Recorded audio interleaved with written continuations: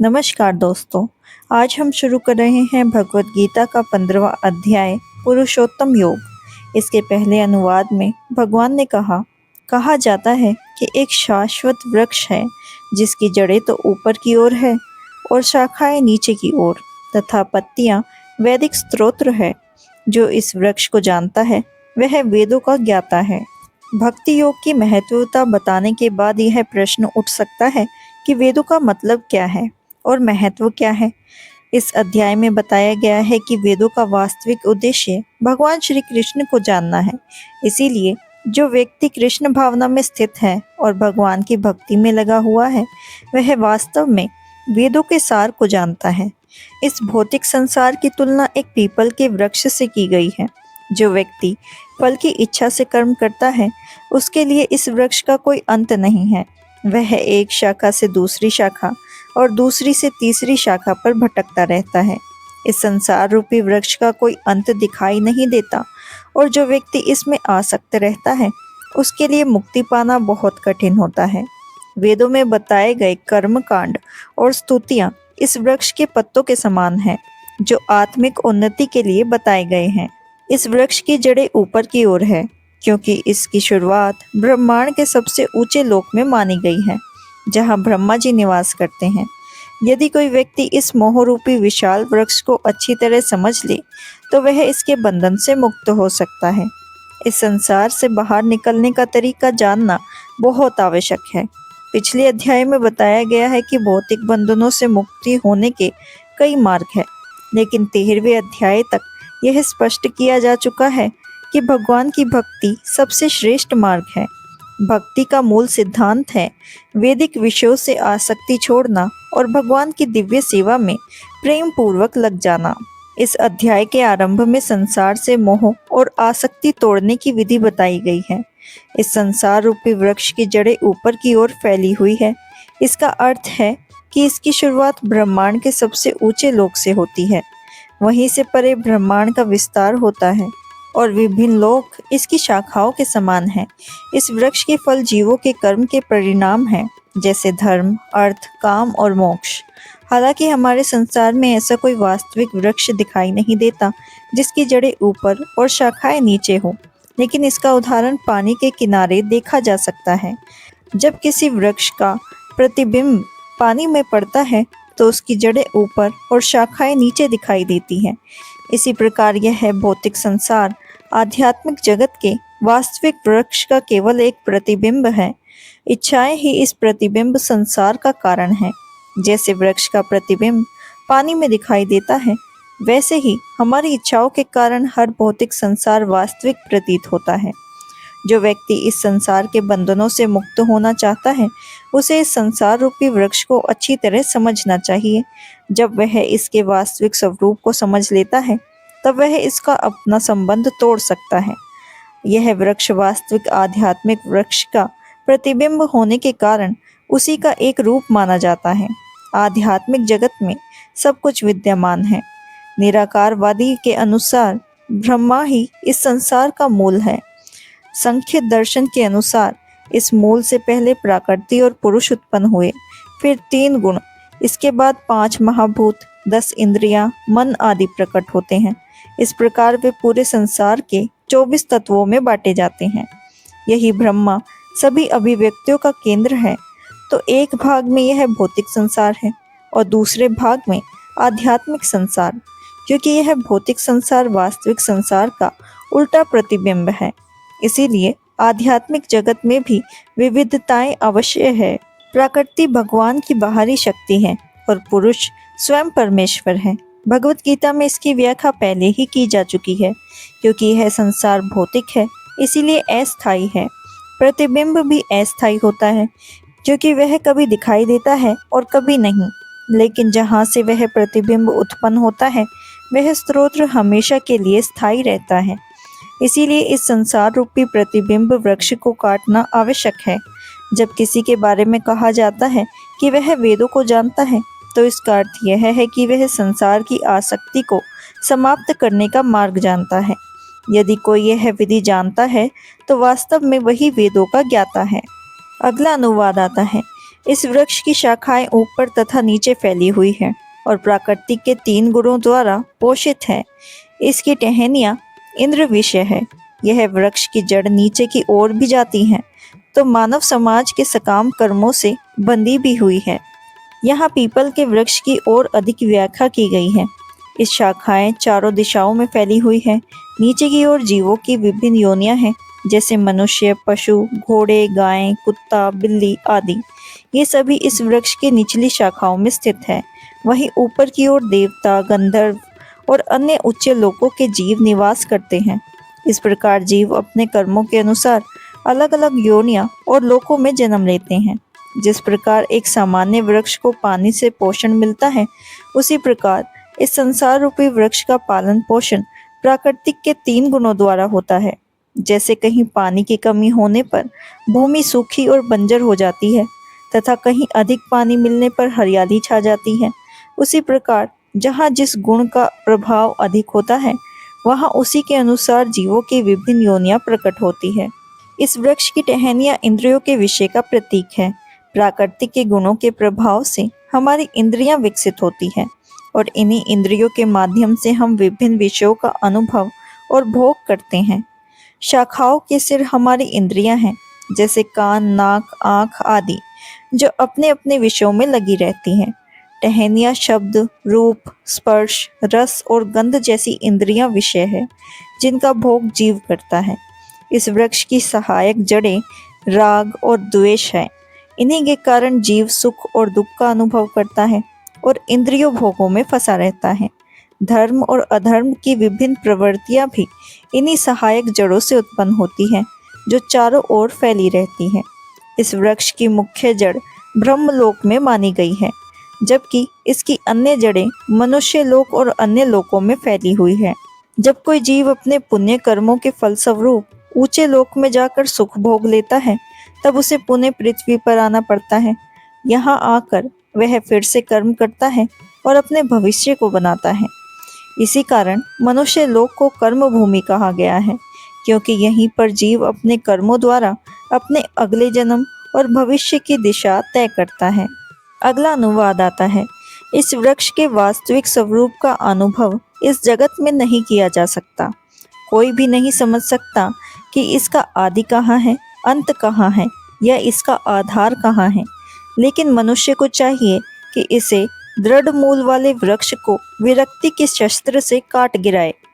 तत्पश्चात उसे ऐसे स्थान की खोज करनी चाहिए जहाँ जाकर लौटना ना पड़े और जहाँ उस भगवान की शरण ग्रहण कर ली जाए, जिससे अनादिकाल की प्रत्येक वस्तु का सूत्रपात तथा विस्तार होता आया है। अब यहाँ स्पष्ट रूप से कहा गया है कि ये पीपल के वृक्ष वास्तविक स्वरूप के इस भौतिक संसार में पूरी तरह समझ पाने आसान नहीं है, क्योंकि इसकी जड़ ऊपर की ओर है। इसीलिए इसका वास्तविक रूप हमारी समझ से उल्टा है। जब कोई जीव इस संसार रूपी वृक्ष में फंस जाता है, तो वह ना तो इसका अंत जान पाता है और ना ही इसकी शुरुआत को समझ सकता है। फिर भी मनुष्य स्वभाव से हर चीज के मूल कारण को जानना चाहता है। वह सोचता है, मैं अमुक पिता का पुत्र हूँ, मेरे पिता किसी और के पुत्र हैं, और इस प्रकार खोज करते करते वह ब्रह्मा जी तक पहुँच सकता है। ब्रह्मा जी को गरुड़शाही विष्णु ने उत्पन्न किया है। इस तरह खोज करते करते अंत में मनुष्य भगवान तक पहुँच सकता है, जहाँ सारी खोज समाप्त हो जाती है। इस संसार रूपी वृक्ष के मूल कारण अर्थात परमेश्वर को जानने के लिए मनुष्य को ऐसे संतों और भक्तों की संगति करनी चाहिए, जिन्हें भगवान का सही ज्ञान प्राप्त होता है।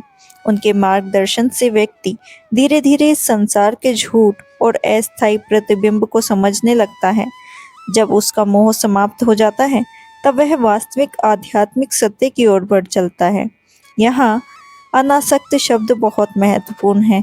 संसार के सारे भोग विलास और भौतिक वस्तुओं के प्रति आकर्षण बहुत शक्तिशाली होता है। इसीलिए मनुष्य को प्रामाणिक शास्त्रों का अध्ययन, आत्मज्ञान और संतों के सत्संग के द्वारा वैराग्य सीखना चाहिए।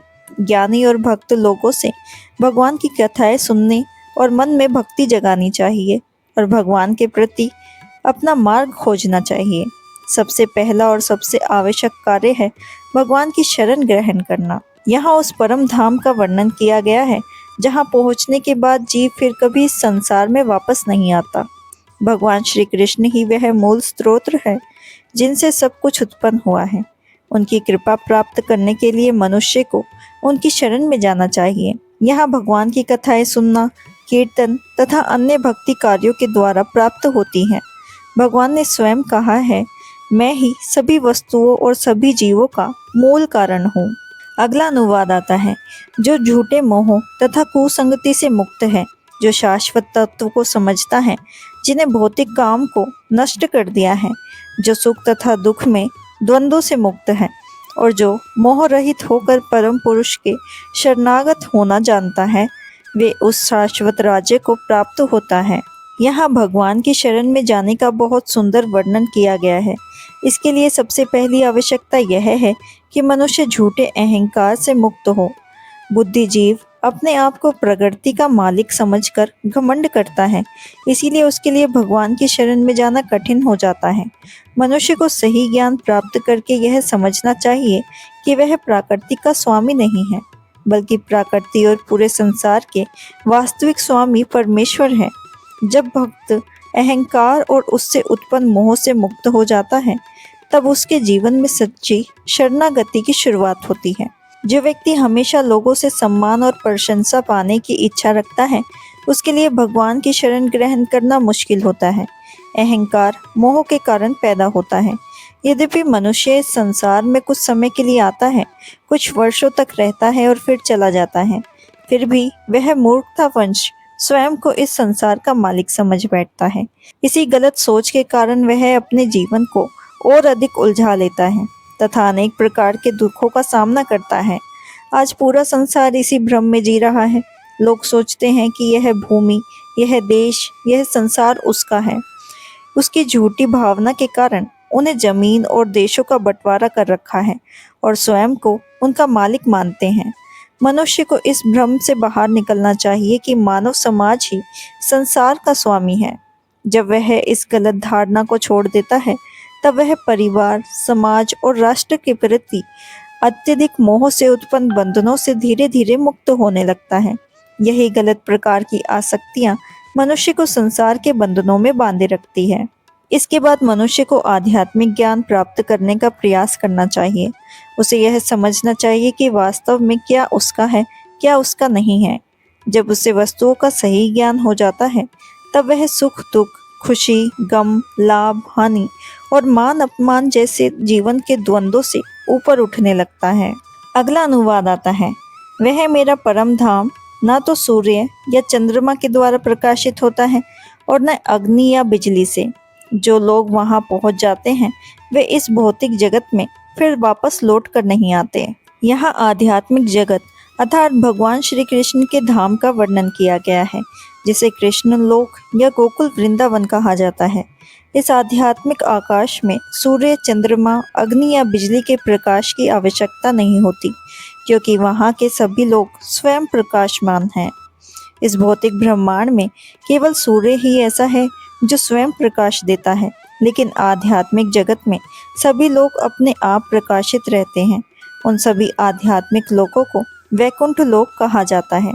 इन लोकों के दिव्य प्रकाश से जो तेज उत्पन्न होता है, उसे ब्रह्म ज्योति कहा जाता है। वास्तव में यह ब्रह्म ज्योति भगवान श्री कृष्ण के सर्वोच्च धाम गोकुल वृंदावन से निकलती है। इस दिव्य प्रकाश का केवल एक छोटा सा भाग भौतिक जगत को ढके रहता है। इसके अलावा ज्योतिमान आकाश का अधिकांश भाग आध्यात्मिक लोकों से भरा हुआ है। उन्हें वैकुंठ कहा जाता है और इनमें गोकुल वृंदावन सबसे श्रेष्ठ धाम है। जब तक जीव इस अंधकारमयी भौतिक संसार में रहता है, तब तक वह जन्म मृत्यु के बंधन में बंधा रहता है। लेकिन जैसे ही वह इस संसार रूपी उल्टे वृक्ष के मोह से कटकर आध्यात्मिक जगत में पहुंच जाता है, वह मुक्त हो जाता है। तब उसे फिर इस संसार में वापस नहीं आना पड़ता। बुद्ध अवस्था में जीव स्वयं को इस संसार का मालिक समझता है, लेकिन मुक्त होने पर वह भगवान के धाम में प्रवेश करता है और भगवान के सेवक या सारथी बन जाता है। वहाँ वह सच्चित आनंद और भरा दिव्य जीवन व्यतीत करता है, जहाँ केवल शाश्वत सुख और भगवान की सेवा होती है। इस वर्णन को सुनकर मनुष्य के मन में उस शाश्वत धाम को प्राप्त करने की इच्छा जागनी चाहिए।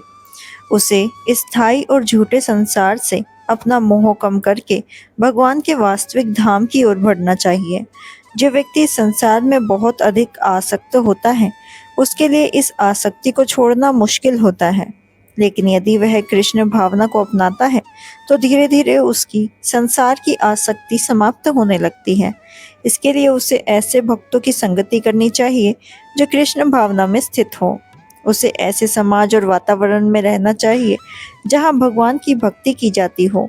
भक्तों की संगति और भक्त के अभ्यास से वह संसार के प्रति अपने मोह को छोड़ सकता है। यदि कोई यह सोचता है कि केवल भगवा या केसरिया वस्त्र पहन लेने से संसार का आकर्षण समाप्त हो जाएगा, तो यह सही नहीं है। वास्तविक आवश्यकता भगवान की भक्ति में आसक्ति विकसित करने की है। जब तक मन भगवान की भक्ति में नहीं लगेगा, तब तक संसार के मोह पूरी तरह नहीं छूट पाएंगे।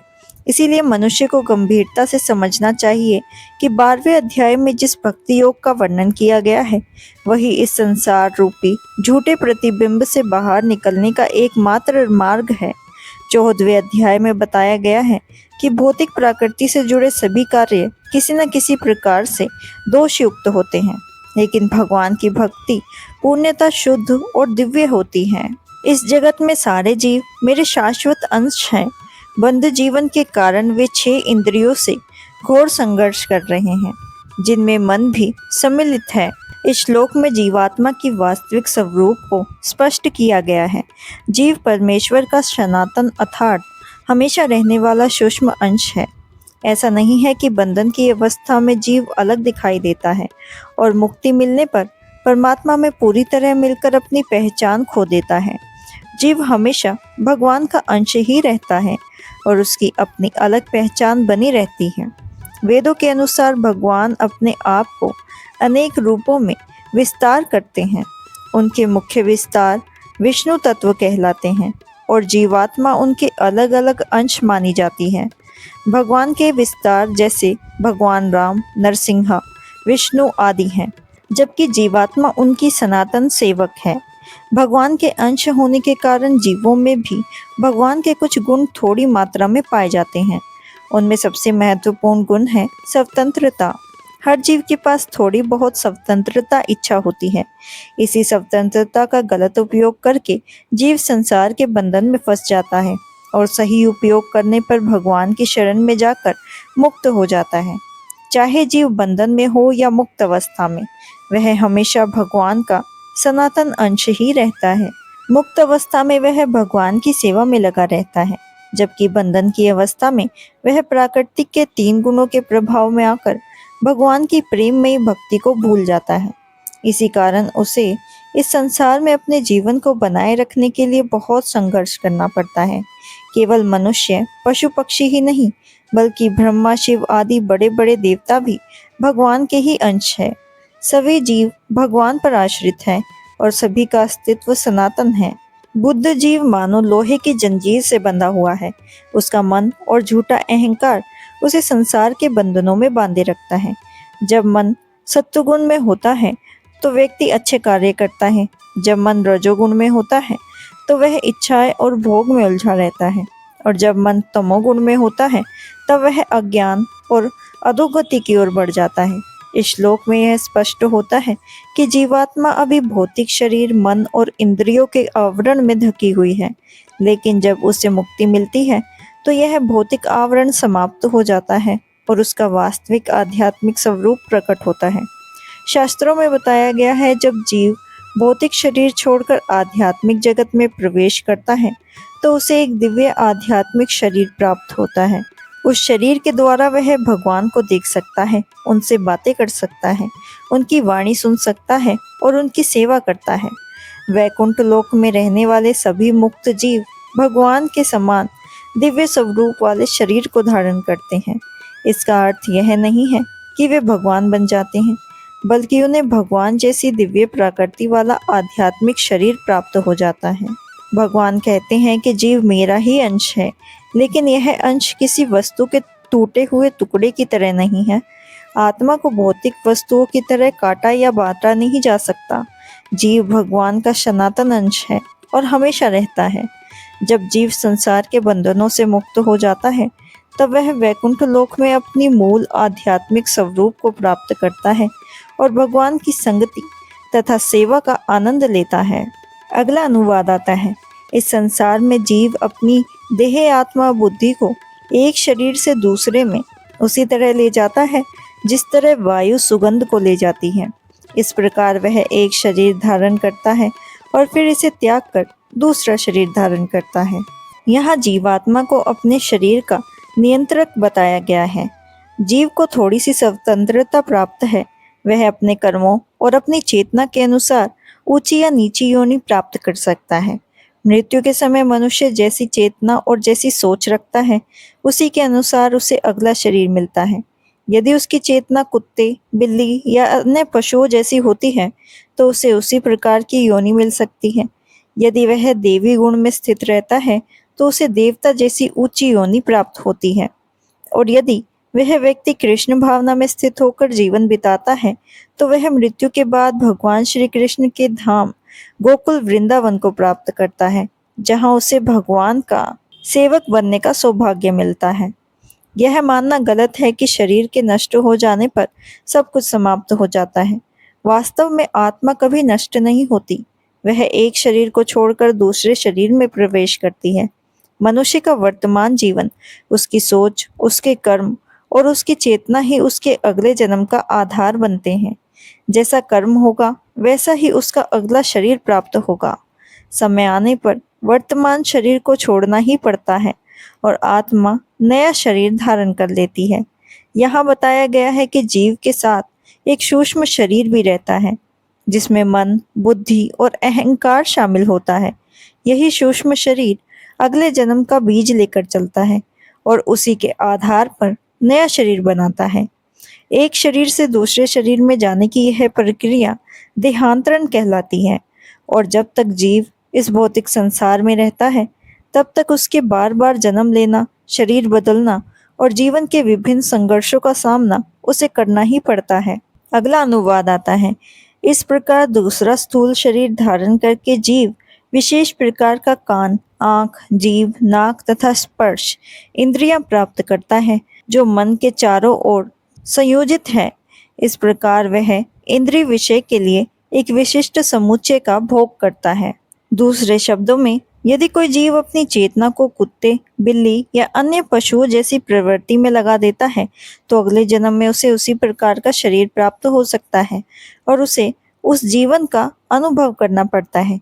चेतना मूल रूप से बहुत शुद्ध होती है, जैसे साफ और निर्मल जल। लेकिन जिस प्रकार साफ पानी में कोई रंग मिल जाए तो उसका रंग बदल जाता है, उस प्रकार जीव की चेतना भी जिस संगति और जिन गुणों के संपर्क में आती है, वैसी ही बन जाती है। आत्मा तो स्वभाव से शुद्ध है, लेकिन भौतिक प्रकृति के गुण की संगति के कारण उसकी चेतना प्रभावित हो जाती है। इसीलिए व्यक्ति की सोच, इच्छाएं और व्यवहार बदलते रहते हैं। वास्तविक और शुद्ध चेतना कृष्ण भावना है। जब कोई व्यक्ति भगवान श्री कृष्ण का स्मरण करता है, उनकी भक्ति करता है और अपना जीवन भगवान की सेवा में लगाता है, तब उसकी चेतना शुद्ध हो जाती है और वह उच्च आध्यात्मिक जीवन जीता है। लेकिन यदि उसकी चेतना भौतिक इच्छा, भोग विलास, क्रोध, लाभ या अन्य सांसारिक प्रवृत्ति से प्रभावित रहती है, तो उसे अगले जन्म में भी उसी प्रकार का शरीर मिलता है और उसकी चेतना के अनुरूप होता है। यह जरूरी नहीं है कि हर बार मनुष्य को मनुष्य का जन्म ही मिले। अपनी चेतना और कर्मों के अनुसार जीव कुत्ता, बिल्ली, सूअर, पक्षी, देवता या 84 लाख योगिनियों में से किसी भी योनि को प्राप्त कर सकता है। इसीलिए मनुष्य को अपनी चेतना को शुद्ध बनाने का प्रयास करना चाहिए, क्योंकि मृत्यु के समय जैसी चेतना होगी, अगला जन्म भी उसी के अनुसार मिलेगा। यही कारण है कि शास्त्र बार बार भगवान की भक्ति और सत्संग पर जोर देता है, ताकि जीव की चेतना शुद्ध होकर उसे सर्वोच्च लक्ष्य की प्राप्ति हो सके। अगला अनुवाद आता है। मूर्ख ना तो समझ पाते हैं कि जीव किस प्रकार अपना शरीर त्याग सकता है, ना ही वह यह समझ पाते हैं कि प्राकृतिक के गुणों के अधीन वह किस तरह के शरीर का भोग करता है। लेकिन जिसकी आंखें ज्ञान में प्रशिक्षित होती है, वह यह सब कुछ देख लेता है। यहाँ ज्ञान चक्षु शब्द का प्रयोग हुआ है। इसका अर्थ है ज्ञान की आंखें या दिव्य दृष्टि। बिना सही ज्ञान के कोई व्यक्ति यह नहीं समझ सकता कि जीवात्मा शरीर को कैसे छोड़ती है, उसे अलग शरीर कैसे मिलता है या वह किस विशेष शरीर में क्यों जन्म लेता है। इन बातों को समझने के लिए आध्यात्मिक ज्ञान की आवश्यकता होती है। यह ज्ञान प्रामाणिक गुरु से सुनकर या भगवत गीता और अन्य वैदिक ग्रंथों का अध्ययन करके ही प्राप्त किया जा सकता है। जो व्यक्ति इस ज्ञान को समझने का प्रयास करता है वह वास्तव में भाग्यशाली होता है। हर जीव किसी न किसी समय अपने शरीर को छोड़ता है या फिर नया शरीर धारण करता है और प्रकृति के नियमों के अधीन होकर सुख और दुख का अनुभव करता रहता है। इस प्रकार वह इंद्रिय भोग के पीछे भागते हुए कभी सुख तो कभी दुख का भोग करता है। जो लोग कामनाओं और इच्छाओं में फंसे रहते हैं वे बार बार मोह और अज्ञान के कारण भ्रमित होते रहते हैं। वे ये समझ ही नहीं पाते कि उनका शरीर बदल रहा है, जन्म और मृत्यु का चक्र चल रहा है और वे क्यों अलग अलग परिस्थितियों में जीवन बिता रहे हैं। लेकिन जिन लोगों ने आध्यात्मिक ज्ञान प्राप्त कर लिया है वे समझते हैं कि आत्मा शरीर से अलग है। वे जानते हैं कि आत्मा एक शरीर छोड़कर दूसरा शरीर धारण करती है और अपने कर्मों के अनुसार विभिन्न प्रकार के सुख और दुख भोगती है। ऐसे ज्ञानी व्यक्ति यह भी समझ सकते हैं कि इस संसार में बंधे हुए जीव कितने प्रकार के कष्टों का सामना कर रहे हैं।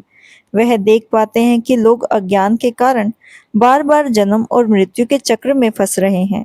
इसी कारण जो लोग कृष्ण भावना में आगे बढ़ चुके हैं वे इस ज्ञान को दूसरे तक पहुंचाने का प्रयास करते हैं। वे चाहते हैं कि लोग अज्ञान और संसार के बंधनों से बाहर निकलें, क्योंकि यह बंधन दुख देने वाला है। अगला अनुवाद आता है। आत्म साक्षात्कार को प्राप्त प्रयत्नशील योगी जन यह सब स्पष्ट रूप से देख सकते हैं, लेकिन जिनके मन विकसित नहीं है और जो आत्म साक्षात्कार को प्राप्त नहीं है वे प्रयत्न करके भी यह नहीं देख पाते कि क्या हो रहा है। बहुत से योगी आत्म साक्षात्कार के मार्ग पर चलते हैं, लेकिन जो व्यक्ति वास्तव में आत्मज्ञान प्राप्त नहीं कर पाया है वह यह नहीं समझ सकता कि जीवात्मा के साथ क्या हो रहा है और शरीर में किस प्रकार के परिवर्तन होते हैं। यहाँ योगिन शब्द पर महत्व दिया है। इसका अर्थ है ऐसी योगियों से है जिन्होंने वास्तव में आत्मा, परमात्मा और भगवान के सत्य को समझने का प्रयास किया है। आजकल बहुत से लोग स्वयं को योगी कहते हैं और अनेक योग संस्थाएं भी हैं, लेकिन उसमें से कई लोग योग के वास्तविक उद्देश्य को नहीं समझते। वे केवल शारीरिक व्यायाम, आसन और शरीर को स्वस्थ रखने तक ही सीमित रहते हैं। यदि उनका शरीर स्वस्थ और मजबूत हो जाए तो वे ये समझ लेते हैं कि योग की पूर्णता प्राप्त हो गई है।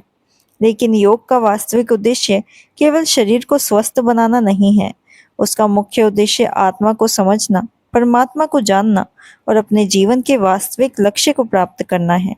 जो लोग केवल बाहरी अभ्यास करते हैं लेकिन आत्मज्ञान प्राप्त नहीं कर पाते उन्हें यहाँ अकृतमा कहा गया है, अर्थात ऐसे लोग जिन्होंने अपने मन और चेतना को वास्तव में शुद्ध नहीं किया है। ऐसे व्यक्ति चाहे योग का अभ्यास करते रहें या फिर भी वे आत्मा के रहस्य और जन्म मृत्यु के चक्र और आत्मा को एक शरीर से दूसरे शरीर में जानने की प्रक्रिया को नहीं समझ सकते।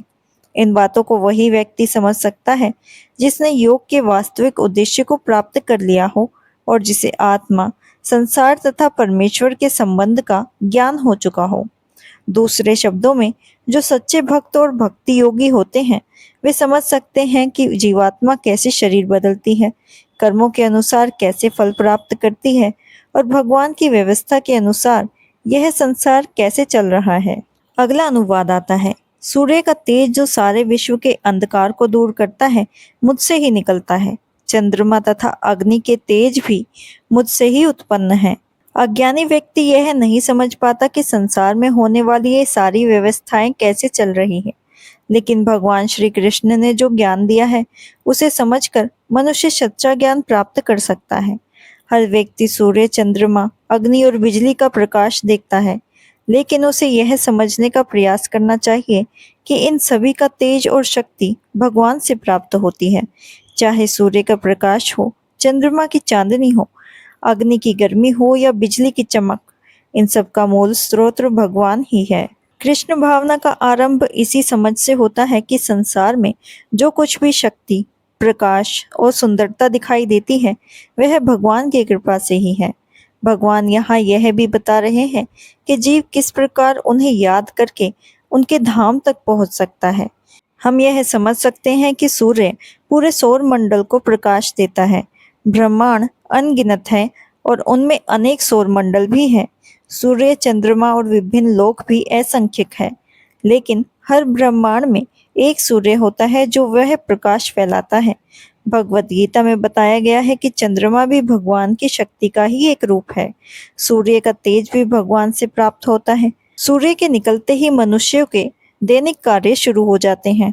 लोग भोजन बनाते हैं, खेती करते हैं, उद्योग चलाते हैं और अपने अनेक कार्य पूरे करते हैं। अग्नि भी मनुष्य के जीवन में बहुत महत्वपूर्ण है। भोजन पकाने से लेकर अनेक आवश्यक कार्य अग्नि की सहायता से पूरे होते हैं। इसी प्रकार चंद्रमा की शीतलता, चांदनी भी जीवों के लिए सुखद और उपयोगी होती है। सूर्य, चंद्रमा और अग्नि के बिना जीवन की कल्पना भी नहीं की जा सकती। इसीलिए मनुष्य को यह समझना चाहिए कि इन सब की शक्ति भगवान श्री कृष्ण से आती है। चंद्रमा के प्रभाव से पेड़ पौधे और वनस्पतियां भी पोषण प्राप्त करती है। उनकी शीतल रोशनी मन को आनंद देती है। इन सब बातों से मनुष्य आसानी से समझ सकता है कि वह भगवान की कृपा पर ही निर्भर है। यदि भगवान की कृपा न हो तो ना तो सूर्य का प्रकाश होगा, न चंद्रमा की चांदनी और ना ही अग्नि की शक्ति। और यदि ये सब ना हो तो जीवों का जीवन भी संभव नहीं है। अगला अनुवाद आता है। मैं प्रत्येक लोक में प्रवेश करता हूँ और मेरी शक्ति से सारे लोग अपनी कक्षा में स्थित है। मैं चंद्रमा बनकर समस्त वनस्पतियों को भी जीवन रस प्रदान करता हूँ। वैदिक ग्रंथों में बताया गया है कि सभी ग्रह, तारे और लोक भगवान की शक्ति के कारण ही अंतरिक्ष में टिके हुए हैं। भगवान अपनी शक्ति के द्वारा प्रत्येक ग्रह, प्रत्येक ब्रह्मांड, जीव और यहाँ तक कि प्रत्येक अणु को भी प्रकाशित करते हैं। ब्रह्म संहिता में बताया गया है कि परमात्मा के रूप में भगवान हर जीव के हृदय में, हर ग्रह में, हर अणु के भीतर उपस्थित हैं। उनकी उपस्थिति के कारण ही सब कुछ व्यवस्थित रूप से चल रहा है। जैसे किसी जीवित मनुष्य का शरीर पानी में तैर सकता है, लेकिन आत्मा शरीर छोड़ देती है और शरीर मृत हो जाता है तो वह तुरंत पानी में डूब जाता है।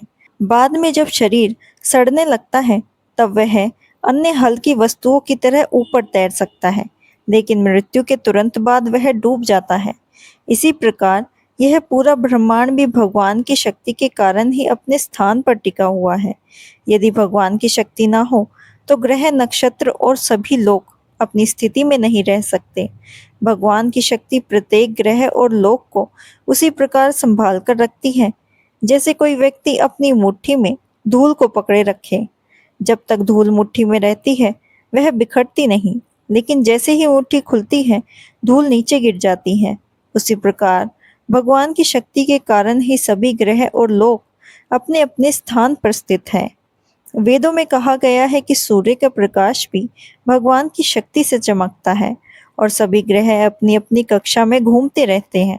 यदि भगवान की शक्ति उन्हें नियंत्रण न करे तो वे धूल के कणों की तरह बिखर जाए और नष्ट हो जाए। भगवान की कृपा से ही चंद्रमा वनस्पतियों का पोषण करता है। चंद्रमा के प्रभाव से फल, फूल, अनाज और सब्जियां अच्छी तरह विकसित होती हैं। चंद्रमा की शीतलता और उसके प्रभाव से भोजन में स्वाद और पोषण आता है। यदि चंद्रमा का प्रभाव ना हो तो वनस्पतियां ठीक प्रकार से विकसित नहीं हो पाएंगी और भोजन भी उतना स्वादिष्ट नहीं होगा।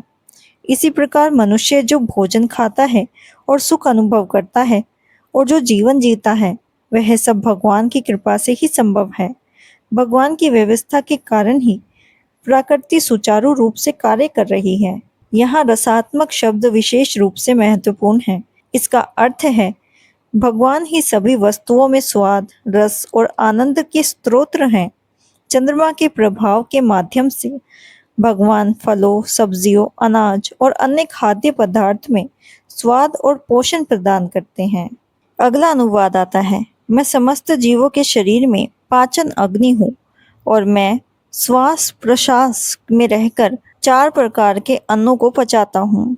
आयुर्वेद के अनुसार हमारे पेट में एक प्रकार की पाचन अग्नि होती है जो खाए हुए भोजन को पचाने का कार्य करती है।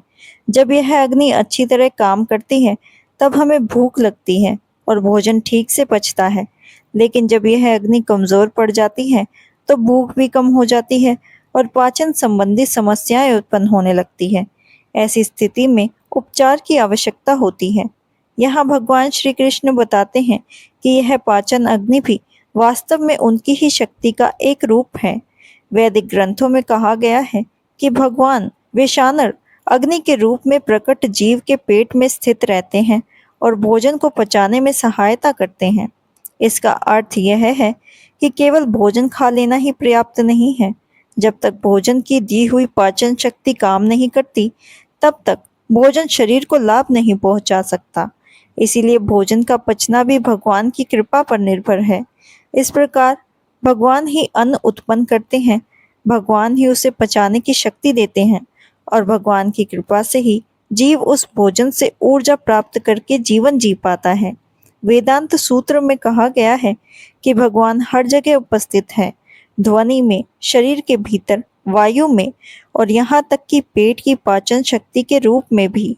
यहाँ भोजन के 4 प्रकार बताए गए हैं। जो पदार्थ पिया जाता है जैसे पानी, दूध, जूस आदि उसे पेय पदार्थ कहते हैं।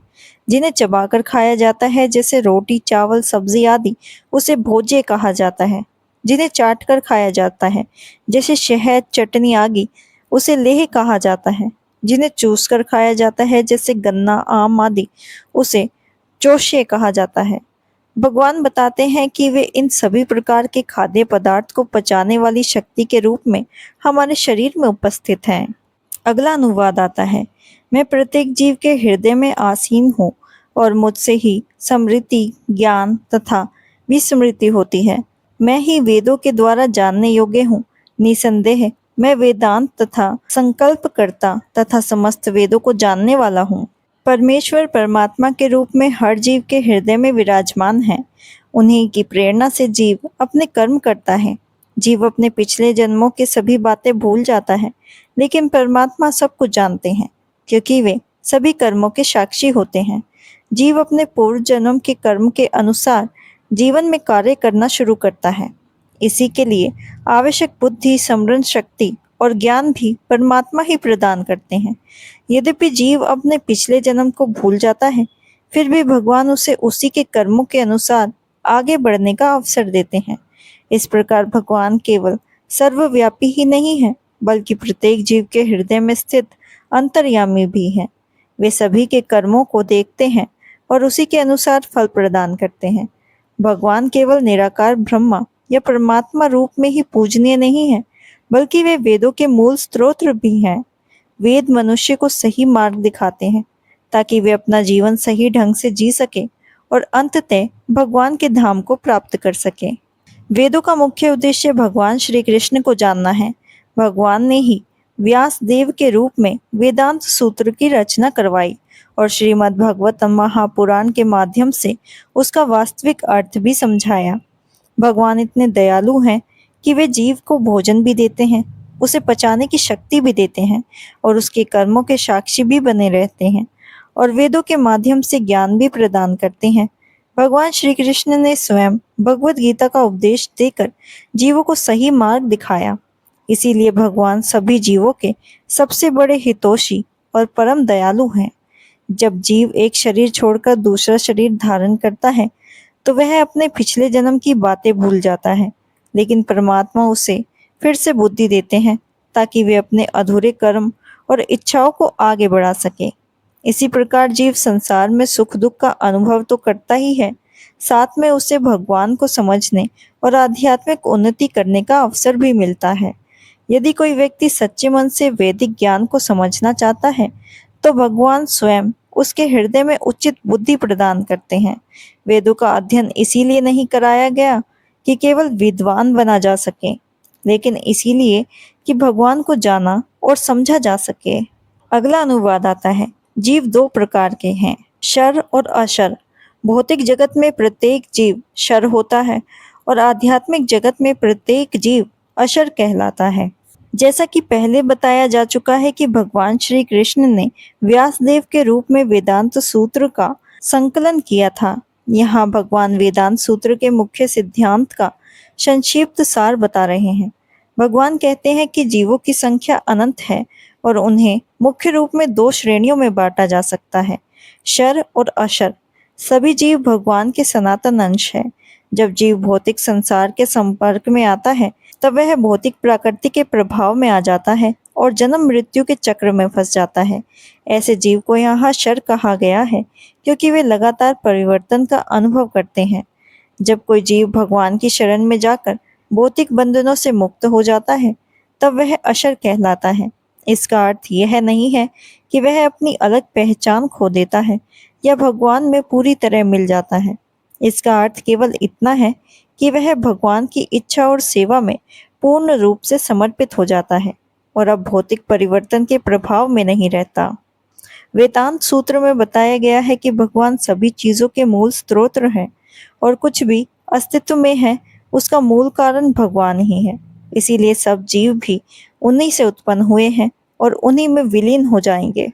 आखिरी अनुवाद आता है। हे अर्जुन, यह वैदिक शास्त्रों का सर्वाधिक गुप्त अंश है जिसे मैंने अब प्रकट किया है, और कोई इसे समझता है वह बुद्धिमान हो जाएगा और उसके प्रयास पूर्ण होंगे। भगवान श्री कृष्ण यहाँ स्पष्ट बताते हैं कि यह ज्ञान सभी शास्त्रों का सार है।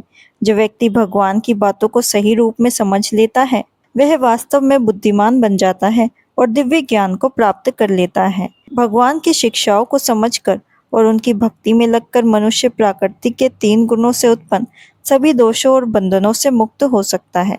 भक्ति आध्यात्मिक ज्ञान प्राप्त करने का सबसे श्रेष्ठ मार्ग है। जहाँ सच्ची भक्ति होती है वहीं अज्ञान और भौतिक अशुद्धियां टिक नहीं सकती। भगवान और उनके भक्त दोनों दिव्य और आध्यात्मिक हैं। जैसे सूर्य के निकलते ही अंधकार दूर हो जाता है, उसी प्रकार भगवान की भक्ति करने से अज्ञान अपने आप समाप्त हो जाता है। इसीलिए जब कोई व्यक्ति किसी सच्चे गुरु के मार्गदर्शन में भक्ति करता है तो उसका जीवन ज्ञान और प्रकाश से भर जाता है। हर व्यक्ति के कृष्ण भावना अपनाने चाहिए और भगवान की भक्ति करनी चाहिए। इससे उसका मन शुद्ध होता है और वह वास्तविक में बुद्धिमानता को प्राप्त करता है। केवल सांसारिक ज्ञान या चतुराई से कोई पूर्ण बुद्धिमान नहीं बनता। वास्तविक बुद्धिमानता भगवान को समझने और उनकी भक्ति करने में है। भगवान ने अर्जुन को अनघ अर्थात हे निष्पाप कहकर संबोधित किया। इसका अर्थ है कि भगवान को सही रूप में समझने के लिए मनुष्य को पाप और बुरे कर्मों से दूर होना पड़ता है। लेकिन भक्ति की विशेषता यह है कि जो व्यक्ति सच्चे मन से भक्ति की शुरुआत करता है वह धीरे धीरे अपने आप पाप और अशुद्धियों से मुक्त होने लगता है। शुद्ध भक्ति की संगति में रहकर भगवान की भक्ति करते समय मनुष्य को अपने हृदय की कुछ कमजोरियों पर विजय पानी चाहिए। सबसे बड़ी कमजोरी है मैं सबसे बड़ा हूँ, मैं मालिक हूँ, सब कुछ मेरे नियंत्रण में होना चाहिए, ऐसी भावना। यही अहंकार मनुष्य को भगवान से दूर कर देता है। दूसरी कमजोरी धन संपत्ति पद और भौतिक वस्तुओं के प्रति अत्यधिक आसक्ति। जब मनुष्य दूसरों पर अधिकार जमाने और अधिक से अधिक भौतिक व्यवस्थाओं को प्राप्त करने की इच्छा करता है तो वह संसार के बंधनों में और अधिक फंस जाता है। दुनिया की अधिकांश समस्या इन 2 कमजोरियों से ही पैदा होती है, अहंकार और भौतिक वस्तुओं के प्रति आसक्ति। इस अध्याय के प्रारंभिक श्लोक में इन कमजोरियों से मुक्ति पाने के मार्ग बताए गए हैं और आगे के श्लोक में पुरुषोत्तम योग का वर्णन किया गया, जिसमें भगवान श्री कृष्ण को सर्वोच्च पुरुष और समस्त सृष्टि का परम आधार बताया गया। जो व्यक्ति भगवान श्री कृष्ण को समझकर उनकी भक्ति करता है वह अज्ञान, पाप, अहंकार और भौतिक आसक्तियों से मुक्त होकर जीवन का वास्तविक उद्देश्य प्राप्त कर सकता है। इसी के साथ भगवत गीता के 15वें अध्याय की समाप्ति होती है। आशा है आपको यह वीडियो पसंद आया होगा। अगर वीडियो पसंद आया हो तो इसे लाइक करें और अगर आप चैनल पर नए हैं तो चैनल को सब्सक्राइब करना ना भूलें। मिलते हैं भगवत गीता के 16वें अध्याय के साथ।